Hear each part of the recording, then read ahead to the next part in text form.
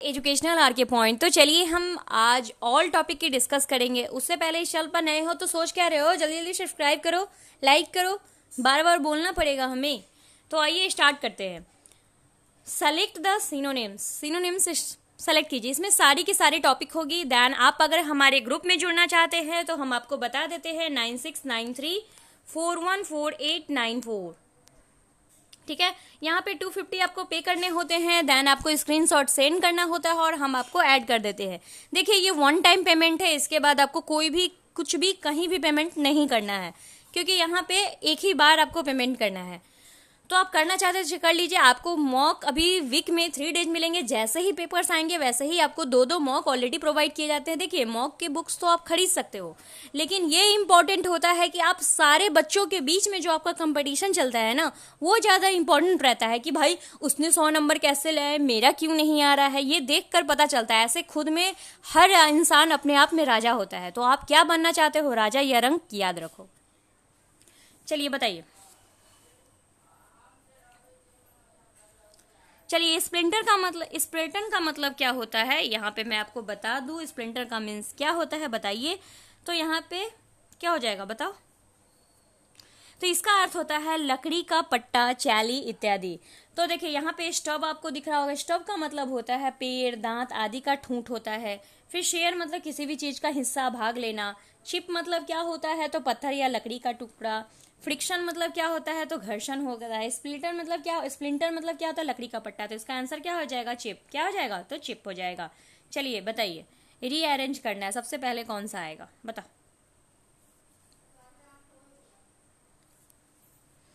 तो चलिए in the case a union civil. भाई कोई केस होगा तो किसका केस होगा, यूनिफॉर्म सिविल कोड का होगा।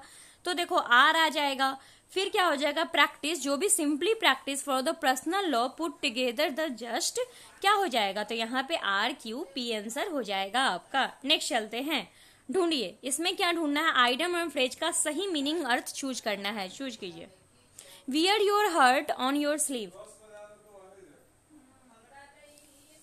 मतलब क्या है, अपनी भावनाओं को सबके सामने जाहिर करना क्या कहलाता है, तो ये कहलाता है। तो इसका क्या हो जाएगा answer, make one's feeling apparent. Make one's feeling apparent. चलिए बताइए, select the word correct spelling, इसमें करेक्ट कीजिए। चलिए तो इसमें ये है कूलेंट्स है। कूलेंट्स का मीन्स क्या होता है, जिसका अर्थ होता है इंजन को ठंडा करने के लिए जो प्रयोग किया जाता है उसे हम कहते हैं। चलिए स्पार्टन का मीन्स बताइए। 15। स्पार्टन का मतलब होता है साहसी, साहसी, परिश्रम। फिर गैरिस का मीन्स क्या होता है, तो गैरिस का मीन्स होता है भड़कीला। फॉरगिवन का मीन्स होता है कि आपको अगर क्षमा कर दिया जाए। सिविलाइज्ड का मीन्स क्या होता है, तो सभ्य होता है। ब्रेव मतलब बहादुर होता है। तो सिनोनिम्स इसका क्या हो जाएगा बताओ। तो 15 का यहाँ पे आंसर हो जाएगा ब्रेव। चलिए नेक्स्ट, हिंदी आते हैं। सजावट में सही प्रत्यय क्या है बताओ। तो आवट, सजावट में क्या है, तो आवट है। प्रत्यक्ष में उपसर्ग का उपसर्ग जो कि पहले आता है। 17 का बताइए, तो प्रत्यक्ष। नेक्स्ट चलते हैं। पवर्ग का उच्चारण किससे होता है, यानी कि प आप किस चीज से बोलते हो, बोलकर देखो। तो ये ओष्ठ से बोले जाते हैं, यानी कि ओठ से, लिप्स। चलिए मुनिंद्र का संधि विच्छेद बताइए। चलिए आंसर क्या हो, मुनि प्लस इंद्र, मुनिंद्र होता है। हलवाई का स्त्रीलिंग क्या होता है बताओ। पंडित का पंडिताइन, तो हलवाई का क्या हो जाएगा, तो हलवाइन हो जाएगा। क्या हो जाएगा, तो हलवाइन हो जाएगा। नेक्स्ट चलते हैं। स्त्रीलिंग शब्द का चयन कीजिए बताओ। 21 का, तो संसद होगा। क्या होगा, तो संसद होगा। लिफाफा शब्द का अर्थ बताइए। तो लिफाफा शब्द का अरबी का होता है, ठीक है। संसार बताइए। तो व्यंजन संधि का प्रयोग होता है। गुल्लर का फूल होना का सही मुहावरा का अर्थ क्या होता है बताओ। गुल्लर का फूल होना बताओ, तो गुलर लापता हो जाना, कहते हैं ना तुम तो गुलर के फूल ही हो गए। नेक्स्ट चलते हैं, बताओ। रीजनिंग में अब आते हैं।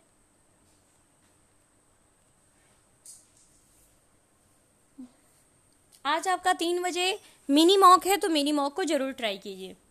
31 का आंसर बताइए। तो आंसर क्या हो जाएगा, नील मिस्र का है। गंगा जैसे भारत की, नील मिस्र की नदी है। नेक्स्ट चलते हैं, RMXG बताइए।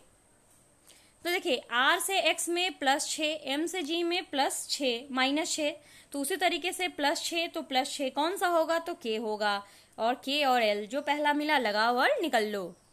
नेक्स्ट चलते हैं, बताओ 33 का। देखिए E का भी, T का G, N का क्या होता है, M होता है, O का क्या होता है बताओ, O का उल्टा क्या होता है बताओ, तो O का उल्टा L होता है, तो M और L होता है। चलिए बताइए। चलिए 9 7 जा 63, 6 7 जा 42, लगा दो और निकल लो। उतना क्या सोचना है बताओ। चलिए बताइए, विषम को चुनिए इसमें। चलिए, तो ये सारे केंद्र शासित प्रदेश है, लेकिन चेन्नई क्या है, तमिलनाडु की राजधानी है। बताओ।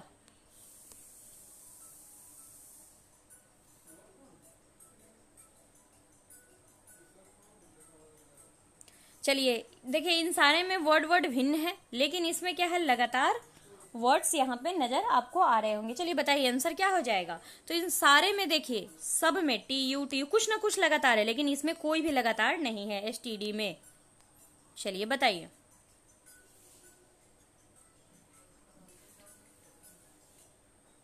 चलिए 6 का स्क्वायर 36, 7 का स्क्वायर 49, 9 का स्क्वायर 81 होता है। ये आंसर गलत है, यानी कि 989 हो जाएगा। चलो 38 का बताइए।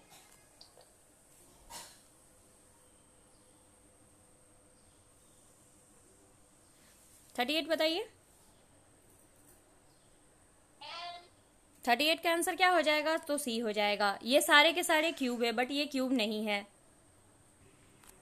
वह मनोवैज्ञानिक जिसने विकास प्रक्रिया को 5 वर्गों में विभक्त किया, बताइए कौन से हैं। 58 का बताइए।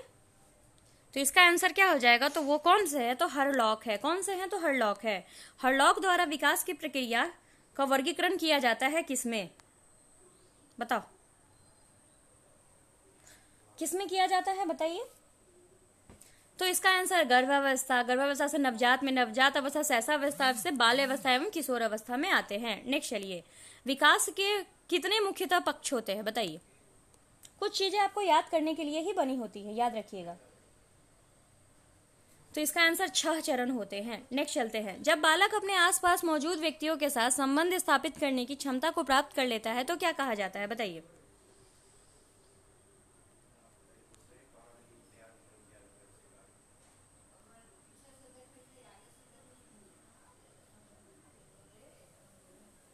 आंसर क्या हो जाएगा, तो सामाजिक और संवेगात्मक का विकास हो रहा है। वे जैविक अभिलक्षण जो गुणसूत्रों के माध्यम से माता पिता में हस्तांतरित होते हैं, उसे हम क्या कहते हैं बताइए। तो अनुवांशिकता, यानी कि जो भी जेनेटिक होते हैं उसके अंतर्गत आते हैं। नेक्स्ट चलते हैं, अनुवांशिकता का विकास प्रक्रिया का एक कारण है किस पर बताइए। तो यह है आंतरिक का। पोषण और शारीरिक क्रियाकलाप विश्राम पर्यावरण के कारक है बताइए। तो भौतिक कारक है, यानी कि फिजिकल एक्टिविटी है। नेक्स्ट चलते हैं, कान्हा। देखिए ये आपकी सारी टॉपिक की वीडियो हो रही है, इसलिए कंफ्यूज मत होइएगा। चलिए, कान्हा राष्ट्रीय उद्यान दलदली हिरन दुर्लभ लगभग विलुप्त प्रजातियों को बचाने जिसे किस रूप में जाना जाता है बताइए। तो इसका बराहसिंगा के रूप में, जो आपने सुना भी होगा। हर समय सबसे ज्यादा कमाई करने वाली फिल्म कौन सी है, जो कि अभी तक कमाई कर रही है। तो अवतार है, बहुत ज्यादा कमाई करने वाली फिल्म है ये। भारत के किस राज्य में सर्वाधिक वन है। तो आंसर क्या हो जाएगा, मध्य प्रदेश। उत्तरी गोलार्ध में सबसे लंबा दिन कौन सा होता है, 21 जून। प्रथम विश्व युद्ध की शुरुआत किस वर्ष हुई थी, 1940। उस कवि का नाम बताइए जिसने पृथ्वीराज रासो में कविता लिखी, जिसे पृथ्वीराज चौहान का जीवन का वर्णन है। तो चंद बरदाई। भारत में प्रयादीप नदी में सबसे संबंध में सबसे ऊंचा निकास बेसिन कौन सा है, तो यह है गोदावरी। नेक्स्ट चलते हैं, प्रत्येक क्रिया उसके तुल्य एक विपरीत प्रतिक्रिया होती है, न्यूटन का कौन सा नियम है बताइए। तो तृतीय नियम है। चलिए नेक्स्ट चलते हैं, तो आई होप कि आपको ये क्वेश्चन सारे अच्छे लगे होंगे। अगर अच्छे लगे होंगे तो फटाफट जितने भी अगर मैं आपको होमवर्क देती हूँ उस होमवर्क को जरूर याद करो।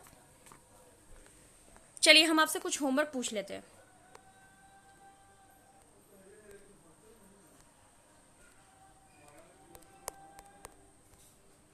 Just a second. चलिए होमवर्क आप कल ही पूछेंगे। पीडीएफ के लिए आपको पता ही है कहाँ जाना पड़ेगा, तो टेलीग्राम पे जाना पड़ेगा। Thank you.